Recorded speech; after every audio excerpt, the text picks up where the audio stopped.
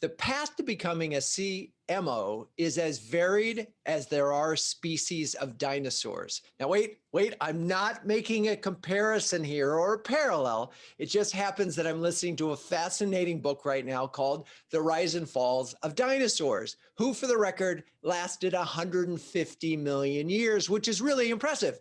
Anyway, I'm digressing. We're not going to be talking about dinosaurs in this episode. In fact, the opposite. My guest today was actually an applied math major at Harvard, no less, yet somehow or other found her way into marketing. Get it? Remember, paths vary. She's a 3-time CMO, first at Sugar CRM, then ChargePoint. And since October 2019, she's been a leading marketer at HackerRank, a technology hiring firm. In today's episode, we are going on a journey from the beginning of the pandemic and how HackerRank came through a harrowing period only to have their best third quarter in the company's history. With that, Jennifer, welcome to Renegade Thinkers Unite. Well, thank you, Drew. And I had no idea what your intro was going to be. I was worried there for a minute that you were referring to me as a dinosaur. Yeah, no. No. I take a lot of chances on this show and make metaphors that are, but I will tell you this book is fascinating. The guy who narrates it, the guy who writes it is just so enthusiastic. And here's a little factoid that you'll love. They discover a new dinosaur species every week. Every week? Every week. That's crazy. That is crazy. And T-Rex, the sort of superstar of it, actually only lived for 2 million years of the whole dinosaur period. Yet we think of him as, and they were 100 million years, so 150 million. So just 2 million, the last 2 million of it. Anyway, that's not what we're talking about, but I could. Let's go back to March 2020. You're 6 months on the job. What was your mandate to that point? Well, the mandate to that point was to really come up with a great differentiated story for the company and launch a completely new platform in 2020. So I was building a whole new marketing team here at HackerRank. We had our plans going for this big launch, and then all of a sudden, March and COVID hit. And how far away were you from the launch? We were about 3 months away. 3 months away. Okay, so you're pretty far along. You know what you're going to say, you know your channels, you've got the plan, you're working on your sales materials, and poof. And so what were you trying to do? And then what did you, when you go, oh, this isn't going to work.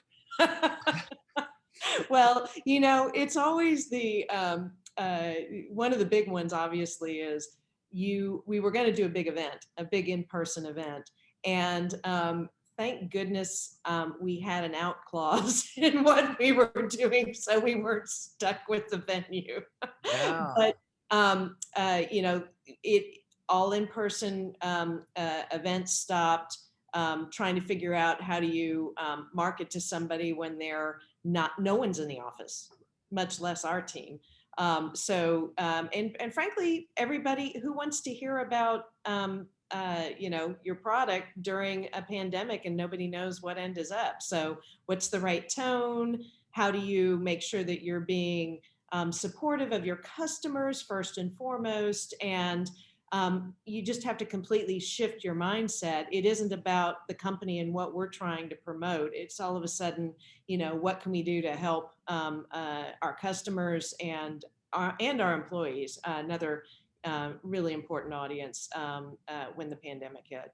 So let's talk about those two audiences initially. And that certainly aligns with what lots of CMOs I've spoken to. It's like, they knew they couldn't go out and necessarily fill the pipeline with leads, but they could sort of hug their customers as carefully and as robustly as possible. What kinds of things did you do at that, in those early March, April period to sort of make sure your customers were in as good a shape as they could be? Yeah, so interestingly enough, the HackerRank solution is selling to customers who are hiring tech talent. And so when the pandemic hit, everybody's hiring plans, you know, were in question. Well, even some of the big companies who continue to hire thousands of developers, there was a pause, right, where everybody's trying to figure out what actually is going on. We were at one customer doing an onboarding session when the word came out that they literally had to evacuate the building and send everybody home. So our professional services team is on site at this very large company, and they're having to quickly shift the onboarding of the software to a Zoom call, and didn't miss a beat. So there was just a whole how do we help our customers continue as they scattered, and it really did change our priorities from a product development perspective, as well as from a marketing perspective, and how we were going out and making sure that our customers who were continuing to hire had the best tools and best practices at their fingertips to be able to continue to do business remotely. So really, one of the observations I've made on the show several times is that initially, at least, there were kind of two economies. There's the cloud economy, and then there's everybody else. And the cloud economy actually not only stayed healthy in the early days of the pandemic, but many of them skyrocketed because, I mean, look at Zoom, look at Slack, look at Teams, look at almost any telecom service, even security, anything that was in the cloud. And those companies, I would imagine, would have needed to keep hiring. In fact, they probably had to increase hiring the number of developers. So you have part of your world is growing like immensely, and then part of your world is probably not so, maybe even on hold, if not tanking, which must have been a little bit like, okay, which way do we go now? Right. And it was very challenging too, because we had to be mindful from a messaging standpoint that you have to be sensitive to their reality, right? And like you said, we had many customers who are growing really quickly, and continuing to push those energies forward. And ironically, some of them are companies who aren't cloud first, but had to get pressure to move even faster into the cloud because of the pandemic. So there was kind of a segment there. And then you had, frankly, the whole travel industry was really impacted so tremendously that they kind of fit into another category of trying to figure out when the world is going to be able to travel again. Yeah, and that's an interesting one too, and a sidebar completely, which is one of the things that some of the better financed travel companies did was they actually invested in infrastructure to fix stuff while they were on it. But that's a side story. So I'm curious, as a marketer, I mean, I'm imagining a lot of what your job was to get leads in the door so your salespeople could go on site and close the deal, and or set up events, physical events where you might be able to get your customers and have conversations and so on. So suddenly you can't close the sale in person and you can't get leads from events. Yeah. What did you do?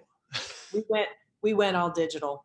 So, we already had a really strong digital platform going, but we just leaned into it. So after we changed our product emphasis, we actually flipped our roadmap and accelerated the work that we were going to do to help our customers do remote interviews. That was actually a harder part of our product to sell prior to COVID. And then all of a sudden, everybody needed it.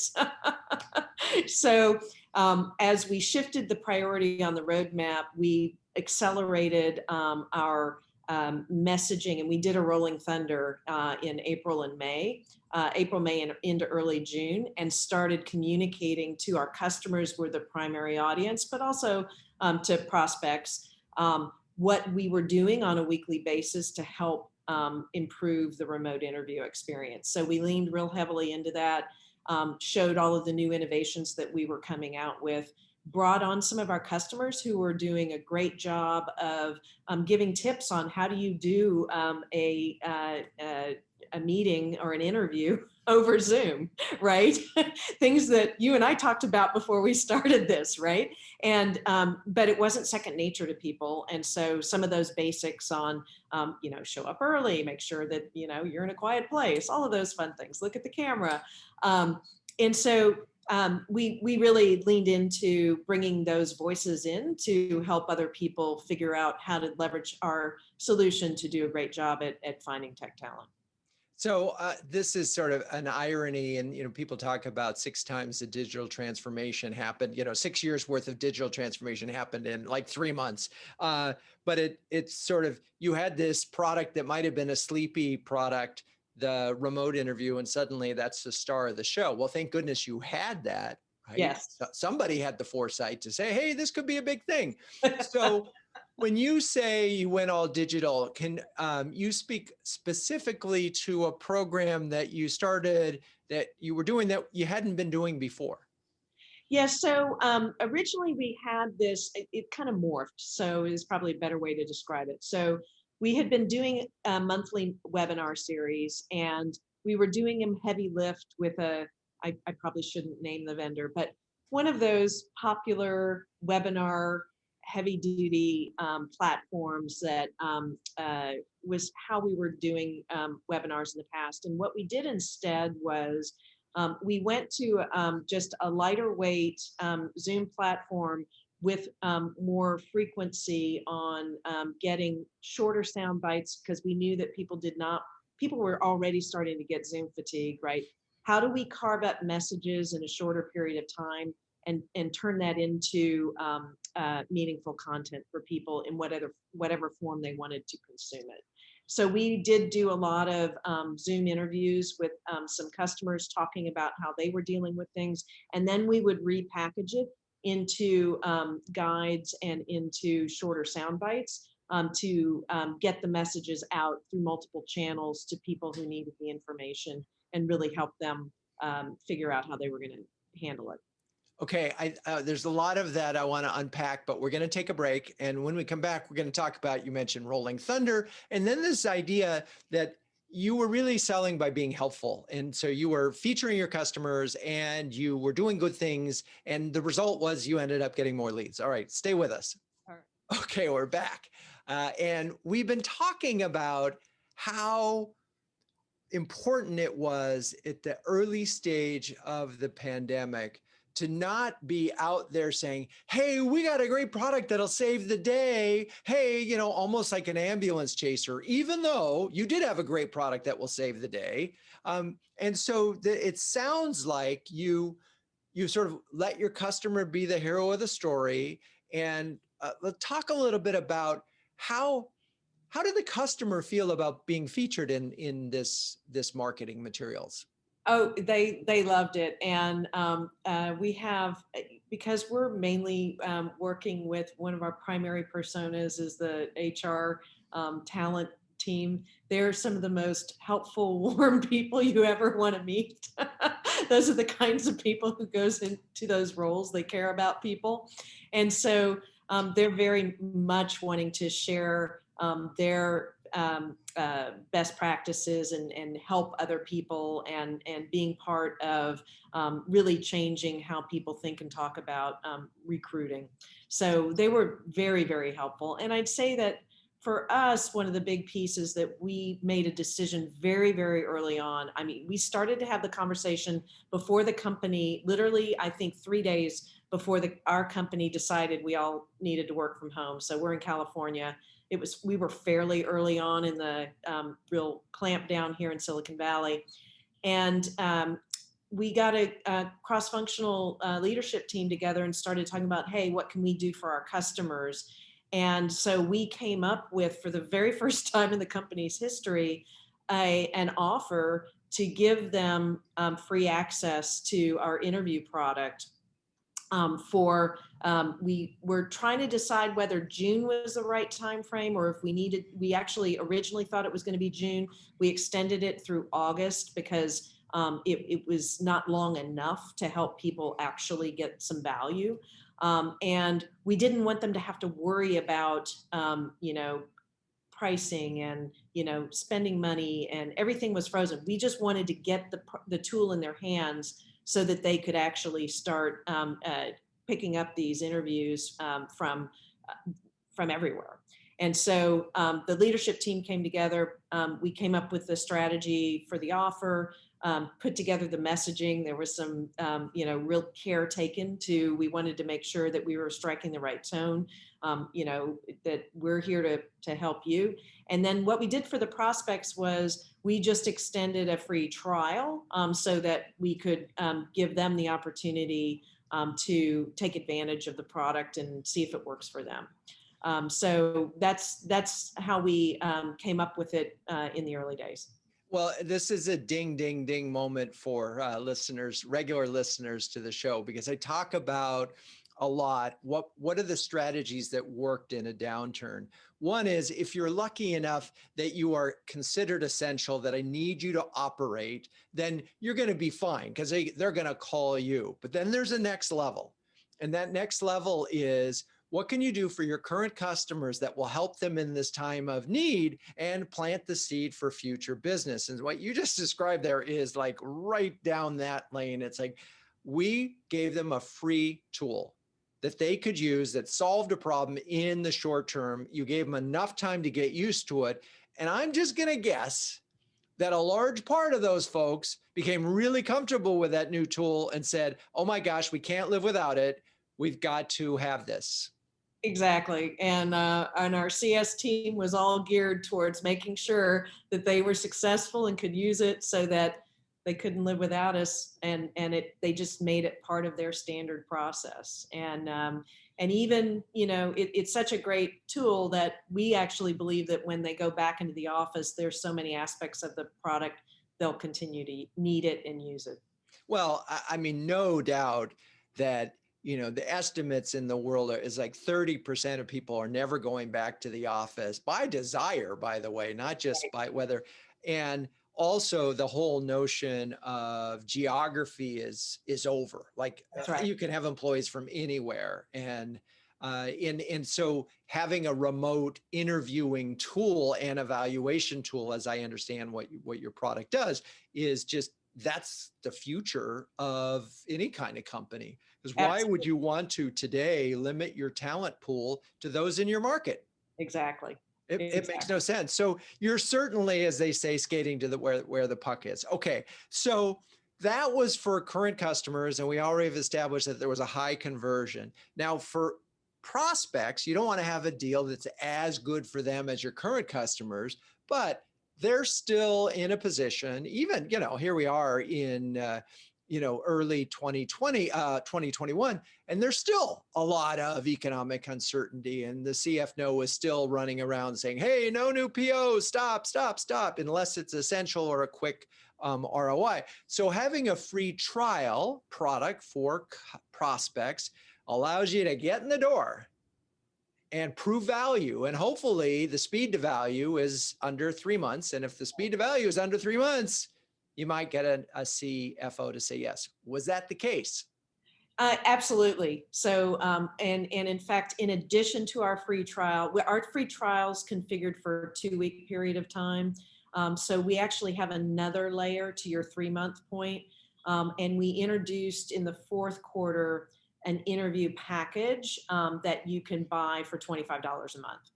And so it's limited in functionality to a single interviewer. But, if you want to use it, you can use it for, swipe your credit card. You can use it very easily. We rolled that product out in Q4 and had really good uptake initially, and are expecting great things as another way to get on easily to our platform. So you used the term before the break, rolling thunder. And I'm curious we've talked about how you did these Zoom calls, you recorded them, and then you slice and dice that. But where was the thunder? Because that's content and that's great. But how did you get that in front of people? Yeah. So, a couple things we did. We have a blog, and so we literally did minimum one new feature per week in our blog on remote interview. And it was not just features that already existed in the product. Truly, our software team, our development team was cranking out a really powerful set of new capabilities in the product and taking it to the next level. So the way that we communicated it was we broke it out into one a week for about a 7-week period of time, and culminated in a big reveal. We did a big event with a demo of the overall new platform in May. And so we did this through both our blog posts, through our email communication, and driving people. The CTA was to come see it all in action in May at this event. And so that's how we drove people to that culminating event. So every marketer has a blog, but not every marketer gets readership of their blog. How, how did you make sure that, I mean, again, is your subscriber base of the blog so great that just, thousands of HR people come to it every day? We do have thousands on our blog. So we have a really good base, but it's never enough, of course, right? So for us, it was a combination of, we also have, quite a robust database that we market to. And we also have monthly newsletters where we can promote through that. So it was really a mix. And once we didn't have enough time to really get our, because of the size of company that we are, I don't have a veritable army of marketers on my team. So in Q3, we were able to supplement that with some very good targeted SEM that was more specific to that content, as opposed to our more general, branded campaign. So we layered that on in Q3 and had the best ROI in our SEM campaign ever in Q3 as well. And that's through just a combination of timeliness, really, is that this was content that people were searching for, and probably some good optimization. One of the things that I have loved over the years, having worked on brands that targeted the HR community, is that these are people who deal with people and have often really great senses of humor, and are the warmer people in the room. I mean, to sort of do it in a highly chauvinistic way, they're the mom of the organization often, even if it's a guy. That's part of that job. And God, I don't even know if that's politically correct, but I ask, so what about the flavor and the style in terms of your communications with this program? Because we could just put the facts out there and say, hey, you can do interviews better remotely. And you go, okay, but what kind of sizzle and emotional story did you bring to the table? Well, it's really funny that you talk about, the mom of the organization. And I was actually just saying to somebody, I even, as a female executive, and, consider myself a feminist, sometimes when someone says something, I'm like, who's your mother? I don't, so clearly, there's this image of a mom that, what the mom's role is. So I totally get it, and I'm not offended. But the interesting thing for HackerRank is we have two really important audiences, right? So we have the HR side that is responsible for recruiting and talent, but equally, we are supporting them to recruit and the best technical talent, so software developers.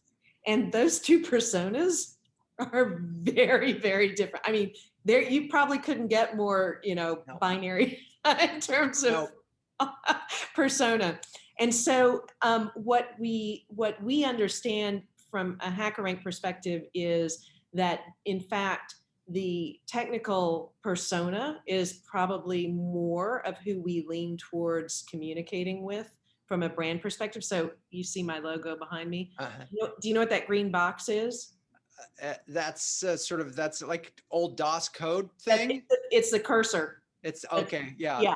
And in fact, back when we actually came to the office, the the logo in the lobby, it blinks. Right.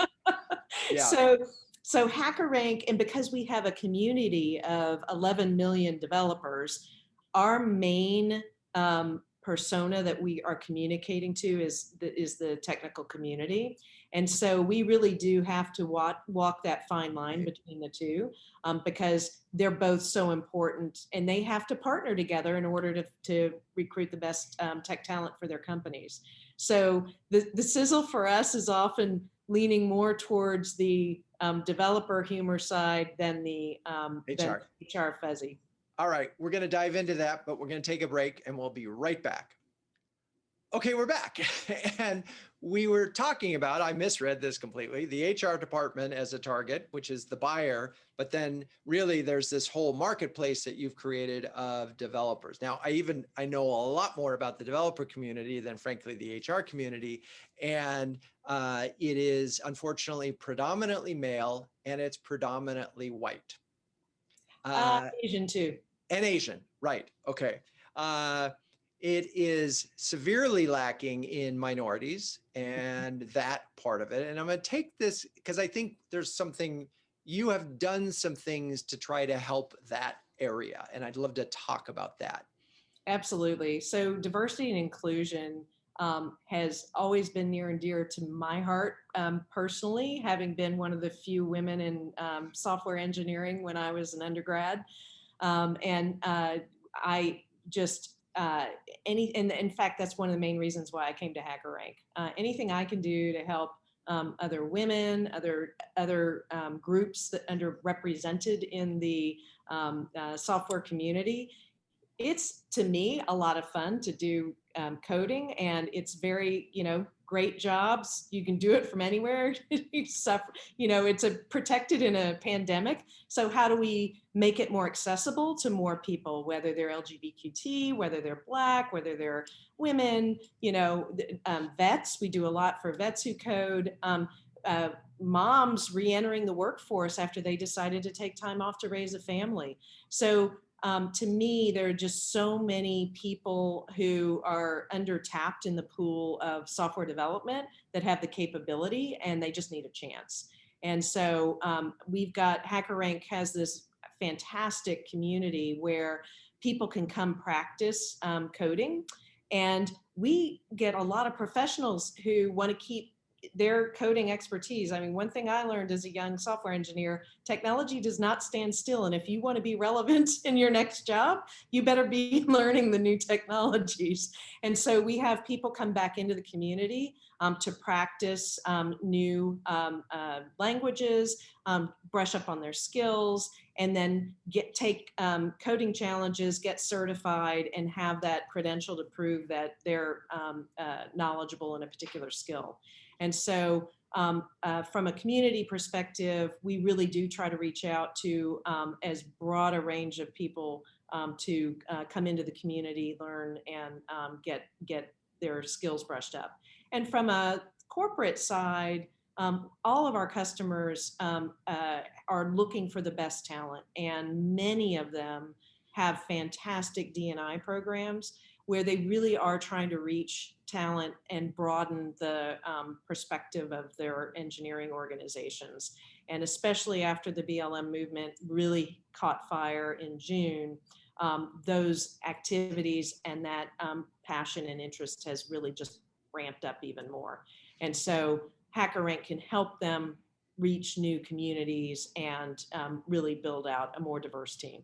So, and I think this might be a good point to sort of explain how, because one of the, many studies have been about how a person's name can impact whether or not they get hired or not their skill, but just their name or the color of their skin. How do you all sort of, based on the way your particularly remote hiring product works, sort of help navigate through that and help folks that might have been discriminated against sort of shine, stand out, or absolutely. at least. So we have the ability to actually mask the person's name. So you just see their initials and you don't know anything about them other than their skills, their score. And so you can see, you take all of that bias away and just really look at the underlying, what does this person know? And that's frankly the beauty of, software skills at a basic level. Do you know the language? Can you solve the problem? And the rest doesn't matter. And, I think about that. I'm thinking about so many factors go into the success of an employee. I mean, yes, having the skills to know the basic skills to code, but that's sort of, to me, in some ways, price of entry. There's teamwork, Correct. there's commitment, there's attitude, how do you play well with others, and How do you and and communicate? and how do you communicate? And so I wonder, your part is, do they have the skills? And that's sort of a bar that they have to play. I wonder how you fit in, or if you have any touch in some of these other areas. Yeah, absolutely. So we call it the planning phase. So when you're really looking at, what the job is that you're trying to fill, the first and foremost, as you said, table stakes is what technical skills do you need to perform that job and fill that role. So we've completed a skills rubric that's been vetted by industry experts to really get down to what does a front end engineer need to know, and then our customers modify it based on their tech stack and their company. So to base level, do you need to know basic, JavaScript, Vue.js, intermediate level, SQL, we make that easy for them to get the technical pieces down. But to your point, there are also some softer skills, even in the technical realm. So for example, our interview product, one of the things that we know we have on the list of skills that you want to assess is, what are your design skills, right? And so the Tech Council can come up with a relevant assessment for design this, solve this problem. How do you do it? Do it on a whiteboard and figure out, how does someone think, right? How do they debug code, right? If you give them a piece of code, how long does it take them to figure out what's wrong with the code and why it's operating in a particular way? So there's some softer things around the actual job of software development. But then there are communication skills. And so we also capture what skills people need to be assessing along the way, so that they're capturing and getting a whole view of that person. Do you ever go back to, after someone's hired someone through your system based on a rating, and go back and see how it worked out? Yes. And we've been working with our customers to do it from making sure that it predicted the success of somebody, and also doing a feedback loop to how well they listed what they needed to be assessing in the first place. And there is a whole science around in the IO psychology world about making sure that these tests are valid and fair. And so we have our own chief IO psychologist on our staff who works with our customers in making sure that they can evaluate those things and look at the feedback loop. And where we want to see the world go is, being able to predict which candidates are going to be the most successful. Yeah, then you really are some interesting areas, because culture at that company has so much to do with what kind of person is going to succeed. And that's one of the big issues with diversity, is Right. that you can hire a diverse workforce, but if the culture doesn't support them, you're going to lose them, and they're going to be unhappy and you're going to be unhappy. So it's funny. These things can become self-fulfilling. Anyway, I want to get back to marketing as we wrap up this. As you think back in this crazy last, 11, 12 months of having to pivot, what would you say as a marketer that's been sort of some of the biggest lessons that you've learned? That's a good one. I think the biggest shock to my system was when I came into HackerRank. I was trying to figure out how to get my arms around the marketing team that was here, because there were some people who worked remotely. There were some people who came into the office every day, and the ones that worked remotely weren't always here. And so I came into this new team trying to get us to gel as the new team. I'm the new leader. And then this hand grenade of COVID-19 came in. And I was convinced prior to COVID-19 that I needed to make sure that my team was in here at least 4 days a week, and that if they were going to want to work from home, they could do it on Fridays, so that we all were in the office together the other 4 days and get everything done. I swear to you, I am a complete convert. And I never thought I would be. I have no interest in coming back into the office except for a stable internet connection every now and then.